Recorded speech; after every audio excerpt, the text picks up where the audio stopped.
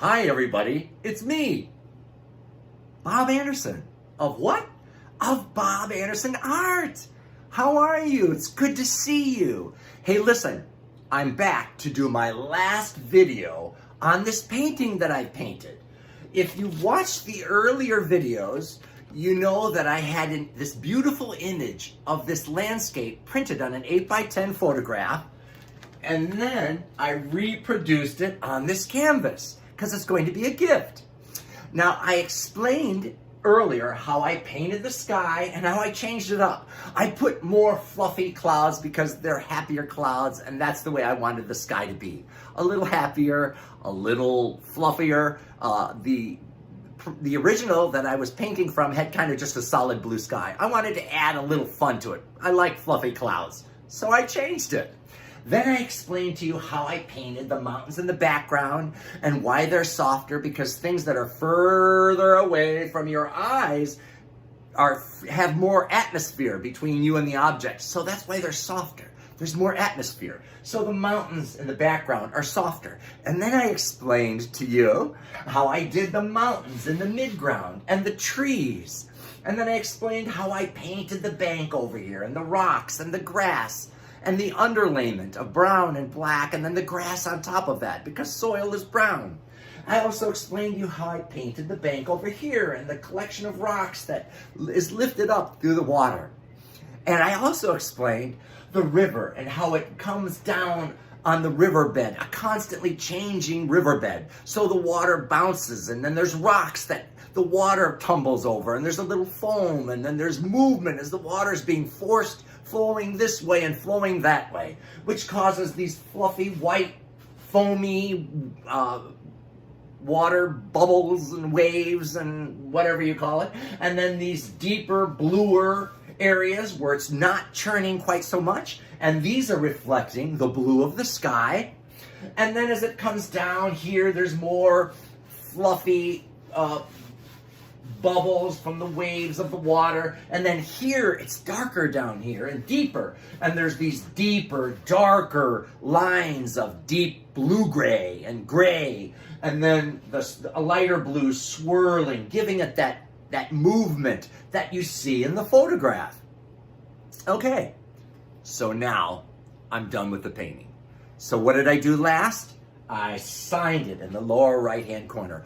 Always sign your artwork. You can sign it wherever you want because it's your painting. You're the artist. I sign in the lower right-hand corner. Okay? And I also explained to you how I painted on what is called a gallery wrap style painting, which is a thicker frame on the edge, and then you paint the image all around the edges so that the painting stands by itself. So when somebody buys it or commissions it or it's given as a gift, in this case, it can just hang on the wall exactly as it is, and it's beautiful. It's a sculptural statement. It floats off the wall, and the image wraps all around. So you don't have to put a frame on it, because frames are expensive. But, as I said before, if you can afford a frame, go ahead and frame your artwork, because it always makes it even nicer. A frame is awesome if you can afford it, okay? So now that the painting is done, there's one more thing to do. I want to seal it. I want to seal this painting with a protective layer. I used a golden, that's the brand, gloss archival varnish. And it's composed of mineral spirits, and it's acrylic, and it's an aerosol. So what I do is first I take, this is just the one that I chose. You can go to an art supply store and choose any sealer that you want. You can talk with the salespeople there, and they'll direct you to the different types of sealers. Now this is mineral spirits and acrylic. I'm putting it on an acrylic painting, and I'm gonna lay this first on a flat surface with a drop cloth underneath it. Then I'm gonna shake the can real hard because you need to mix it really good. Then I'm gonna start spraying it up here in the corner and go very slowly across the painting from edge to edge, putting as smooth and even a coat of sealer as possible, all the way down to the bottom, okay? Then I'm going to shake it again, get a real good mix in there because it's important that everything in there is mixed real good. So then I'm going to spray the edges. Then I'm going to let that dry, and then I'll do the whole process again, putting a second coat on, maybe a third, maybe a fourth. Now there's different types of finish on the sealer. This is a gloss. Some people like their paintings with a gloss sealer on them. Some people like it with a semi-gloss sealer on it. Some people like a satin and some people like a flat. It's totally up to you. But the sealer will protect the painting. This has a UV protectorant, so it will protect the image, the paint, from the sun. And also, the sealer will protect it from people touching it, and it's just a really good thing to do. Okay? So now, I'm done with this painting. Boom. It's done. I hope you like it. Do you like it? Anyway, now I want to talk with you about something that's very important to me. In one of my earlier videos, I explained that I wanted to talk to you about the nature of your soul. Because everybody has a soul. All human beings and animals and even birds, everything has a soul. And I want to talk to you about the inherent qualities of your soul. First of all, number one, your soul is so powerful. Now, it's so funny. I don't hear it mentioned much in society. Why do people not tell you this? Why are the people that are supposed to guide you and educate you about who you are, why do they not tell you how amazingly powerful you are? It's inherent in your soul. You can't take it away. You are inherently, amazingly powerful. Powerful beyond your wildest imagination. And that's who you are. It can never be changed.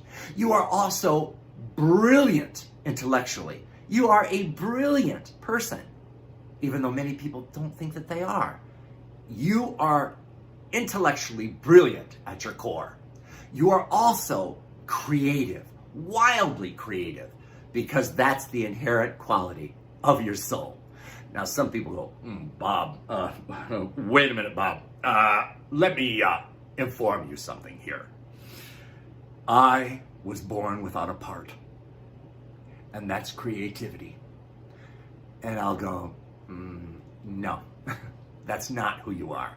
I understand that when you're born and your personality is developing, people will say things to you all the time. Somebody, or maybe multiple people, told you that you weren't creative. Do not believe it. Do not believe it, because you are. You are wildly creative at the core of who you are. You are also loving and generous. That's who you are. Every soul is loving and generous. Every soul is funny. And you may be like, oh no, I'm not funny. Yes, you are. Every single soul is hilariously funny. There is humor everywhere in the world.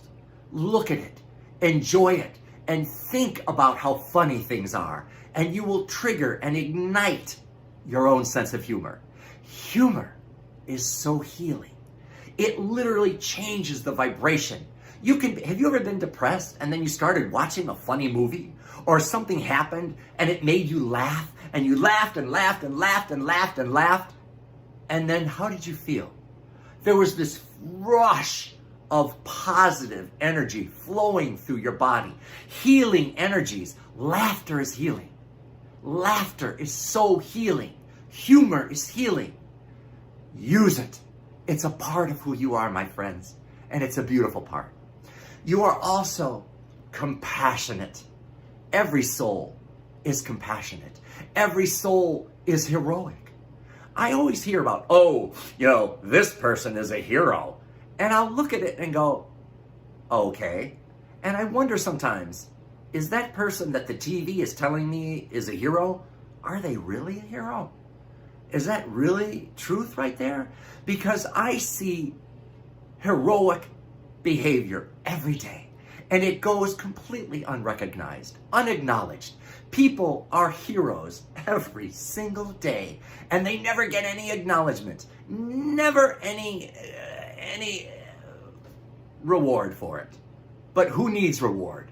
just knowing that you have done something heroic is all the treasure that you need, my friends. Now, your soul is nurturing and gentle at its core. You can never change these qualities because these qualities are who you are at your core. You're also forgiving. Every soul is forgiving and understanding and intuitive. Yes, my friends, you are intuitive. Maybe it's not turned on or you're not connected to it, but that's who you are. You cannot change it. At your core, your soul is so intuitive and sensitive. And you may be like, I'm not sensitive. Yes, you are, my friend. You are so sensitive at your core. But I cannot emphasize enough how powerful you are, how beautifully powerful. Now, I understand that life, your personality can become damaged and hurt and wounded from life. And you may drift away from all of these characteristics that I'm telling you that you are at your core. But you're not disconnected. You can reconnect to these things at any time because that's who you are. Life may wound you, but you are powerful. You are intelligent. You are creative. You are heroic. You are kind and sensitive and nurturing. You are all these things at your core. If you could only see what God sees and the angels that look down upon you, if you could only see what they see you as the most beautiful creature, flaws and all. Yes, you heard me right. Flaws and all. They see you as such a beautiful, beautiful, beautiful creature because you are. I'm telling you, these characteristics are who you are at your core. Even if you've kind of forgotten it or you're kind of a little disconnected from it, it's only in your mind that you're disconnected because these characteristics are who you are. And you are beautiful, my friends. You are so beautiful and you are powerful. And I'm going to leave you with that. This crazy guy, Bob Anderson, who is he? What is he all about? He's an artist, but I'm telling you the truth. Wake up. You are beautiful, my friends. And that's it for today. I'll see you later. Bye.